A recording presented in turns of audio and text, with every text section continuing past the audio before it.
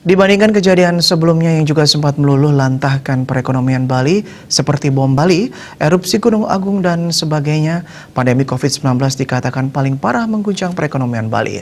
Meski demikian, di tengah keterpurukan ini memberi banyak pelajaran dan membuat masyarakat Bali jengah dan hingga saat ini masih tetap survive.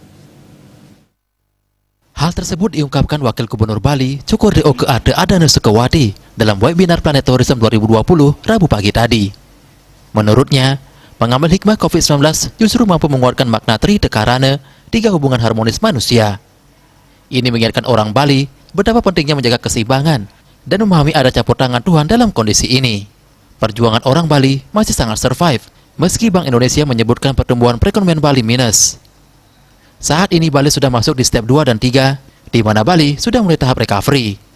Data pasien COVID-19 per 28 Juli kemarin, perbedaan sembuhnya cukup banyak dibandingkan konfirmasi kasus baru. Sembuh 57 orang, sementara kasus positif baru 30 orang.